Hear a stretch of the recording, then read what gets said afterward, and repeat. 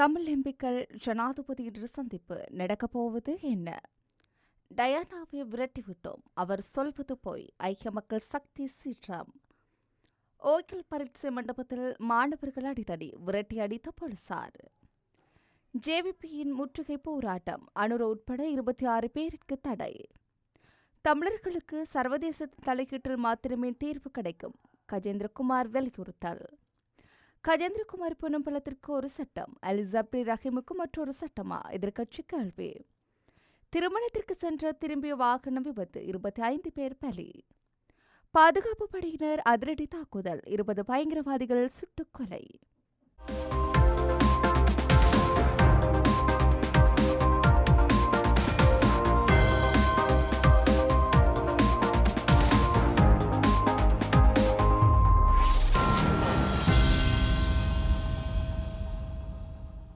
ஜனாதிபதி ரணில் விக்ரமசிங்கவுக்கும் வடக்கு கிழக்கு தமிழ் நாடாளுமன்ற உறுப்பினர்களுக்கும் இடையில் மீண்டும் பேச்சுவார்த்தை நடைபெறவுள்ளது. இன்று மாலை 5 மணிக்கு ஜனாதிபதி செயலகத்தில் இந்த சந்திப்பு நடைபெறவுள்ளது. இரு தரப்பினருக்கும் இடையில் கடந்த மே மாதம் நடந்த பேச்சுக்களில் எந்தவித முன்னேற்றகரமான நகர்வுகளும் இடம்பெறாத நிலையில் இன்றைய பேச்சுக்கு ஜனாதிபதியால் அழைப்பு விடுக்கப்பட்டுள்ளது. மே மாதத்தில் 2 நாட்கள் பேச்சு நடந்தது. முதல் நாளில் காணி விடுவிப்பு, தொல்லியல் திணைக்களத்தின் ஆக்கிரமிப்பு, அரசியல் கைதிகள் விடுதலை போன்ற விடயங்கள் ஆராயப்பட்டன. ஆனால் இதுவரையில் அவற்றில் எவ்வித முன்னேற்றமும் ஏற்படவில்லை.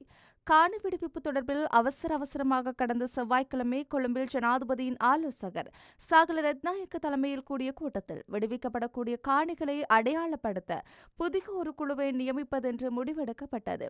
இந்த நிலையிலேயே இன்றைய சந்திப்புக்கு அழைப்பு விடுக்கப்பட்டுள்ளது. அதில் என்ன விவரங்கள் பேசப்பட போகின்றன என்று குறிப்பிடவில்லை. தான் இன்னமும் ஐக்கிய மக்கள் சக்தியின் உப செயலாளராக இருப்பதாக டயானா கமிக எம்பி கூறியுள்ளார்.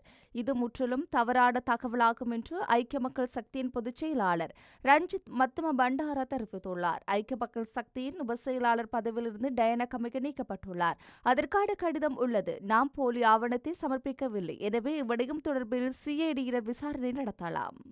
உள்ளாட்சி சபை தேர்தலை பிற்போடாமைக்கு எதிராக தேசிய மக்கள் சக்தி நடத்த திட்டமிட்டுள்ள ஆர்ப்பாட்ட பேரணிக்கு தடை விதித்து நீதிமன்றம் உத்தரவிட்டுள்ளது. இதன்படி அந்த கட்சியின் தலைவர் அனுரகுமார திஸ்ஸநாயக்க உள்ளிட்ட 26 பேருக்கு எதிராக கொழும்பு பிரதான நீதவான் நீதிமன்றம் நேற்று இந்த உத்தரவை பிறப்பித்துள்ளது. வெலிக்கடை காவல்துறையினரால் விடுவிக்கப்பட்ட கோரிக்கைக்கு அமைய இந்த தடை உத்தரவு பிறப்பிக்கப்பட்டுள்ளது. தமிழர்களுக்கு சர்வதேசத்தின் தலையீட்டில் மாத்திரமே தீர்வு கிடைக்கும் என்பதை மருதங்கேணி சம்பவமும் அதற்கு பின்னர் இடம்பெற்ற சம்பவங்களும் உணர்த்துவதாக நாடாளுமன்ற உறுப்பினர் கஜேந்திரகுமார் பொன்னம்பலம் தெரிவித்துள்ளார். எனவே தமிழ் தரப்புகள் ஒற்றுமையுடன் செயற்பட வேண்டியது அவசியம் என்றும் குறிப்பிட்டார். கைது செய்யப்பட்ட நாடாளுமன்ற உறுப்பினர் மாலை கிளிநொச்சி நீதவான் முன்னிலையில் பிரசன்னப்படுத்தப்பட்ட போது அவரை சரீரப்பிடையில் செல்வதற்கு நீதிவான் அனுமதி அளித்தார். மருதங்கேணி காவல்துறையினரால் கொழும்பில் உள்ள அவரது இல்லத்தில் வைத்து கஜேந்திரகுமார் கைது செய்யப்பட்டார். காலை 6:30 அளவில் கஜேந்திரகுமாரை கைது செய்வதற்காக மருதங்கணி காவல்துறையினர் அவரது இல்லத்திற்கு சென்றனர். இதன்போது குறித்த விடயம் தொடர்பில் சபாநாயகருக்கு அறிவித்ததாகவும் அது தொடர்பில் காவல்துறை அதிபருக்கு தாம் அறிவிப்பதாக சபாநாயகர் தம்மிடம் தெரிவித்ததாகவும் கஜேந்திரகுமார் தெரிவித்தார். அத்துடன் மருதங்கணியில் இடம்பெற்ற சம்பவம் தொடர்பில் நாளை முற்பகல் 10 மணிக்கு மருதங்கணி காவல்துறையினால் முன்னிலையாகுமாறு நேற்று தினம் தமக்கு அறிவிக்கப்பட்டிருந்ததையும் அவர் சுட்டிக்காட்டினார். இந்த நிலையில் குறித்த சம்பவம் தொடர்பில் நாடாளுமன்ற சிறப்புரிமை பிரச்சனத்தை முன்வைக்க தாம் திட்டமிட்டிருந்ததாகவும் கஜேந்திரகுமார் குறிப்பிட்டார். இதனையடுத்து அவர் காவல்துறை வாகனத்தில் சட்டத்தரணி சகித மருதங்கணி காவல்துறையினரால் அழைத்துச் செல்லப்பட்டார். மருதங்கணிக்கு அழைத்துச் செல்வதாக கூறப்பட்ட போதும் கஜேந்திரகுமார் கிளிநொச்சி காவல்துறைக்கு அழைத்துச் செல்லப்பட்டு அங்கு வாக்குமூலம் பெறப்பட்டது.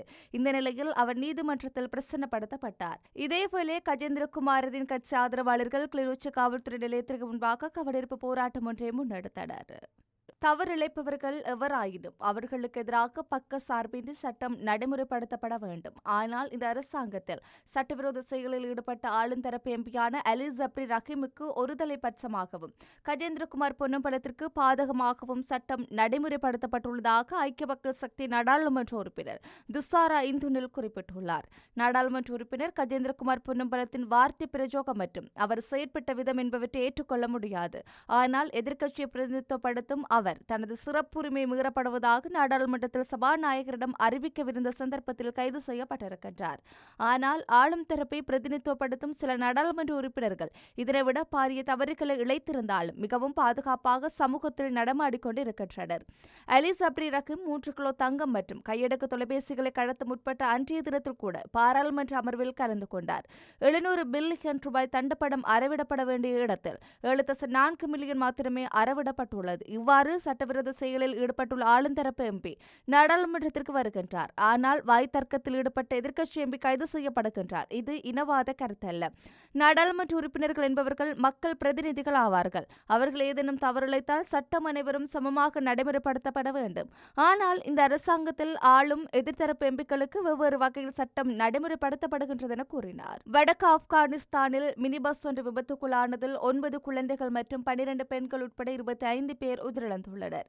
திருமண நிகழ்ச்சியோரில் கலந்து கொண்ட மக்கள் மினி பஸ்ஸில் சயாத் மாவட்டத்தின் ஒரு பகுதியில் இருந்து மற்றொரு பகுதிக்கு பயணம் செய்து கொண்டனர். சார்புயில் மாகாணத்தில் தரமற்ற சாலைகள் கொண்ட மலைப்பகுதியில் மினி பஸ் சென்று கொண்டிருந்த போது பள்ளத்தில் கவிழ்ந்து பயங்கர விபத்துக்குள்ளானது. இந்த கோர விபத்தில் 25 பேர் உயிரிழந்துள்ளனர். ஆப்கானிஸ்தானில் மோசமான சாலைகள் மற்றும் நெடுஞ்சாலைகளில் ஓட்டுநர்களின் கவனக்குறைவால் அடிக்கடி போக்குவரத்து விபத்துகள் நடப்பது வழமையான ஒன்றாக காணப்படுகின்றது. பாதுகாப்பு படையினர் மேற்கொண்ட அதிரடி தாக்குதல் 20 பயங்கரவாதிகள் சுட்டுக் கொல்லப்பட்டனர். கிழக்கு ஆப்பிரிக்காவில் உள்ள நாடு சோமாலியா. இங்கு அல் ஜபாப், IS, அல் கொய்தா உட்பட பல்வேறு பயங்கரவாத குழுக்கள் செயல்பட்டு வருகின்றன. இந்த பயங்கரவாத குழுவை ஒழிக்கும் நடவடிக்கையில் அந்நாட்டு பாதுகாப்பு படையினர் ஈடுபட்டு வருகின்றனர். பயங்கரவாத ஒழிப்பு நடவடிக்கையில் சோமாலியாவுக்கு உகண்டா பாதுகாப்பு படையினரும் உதவி வருகின்றனர். இதனிடையில் அந்நாட்டின் ஜபிலி நகரில் பதுங்கியிருந்த பயங்கரவாதிகளை குறிவைத்து பாதுகாப்பு படையினர் அதிரடி தாக்குதல் நடத்தினர். இந்த தாக்குதலில் அல் ஜபாப் பயங்கரவாதிகள் 20 பேர் சுட்டுக் கொல்லப்பட்டனர்.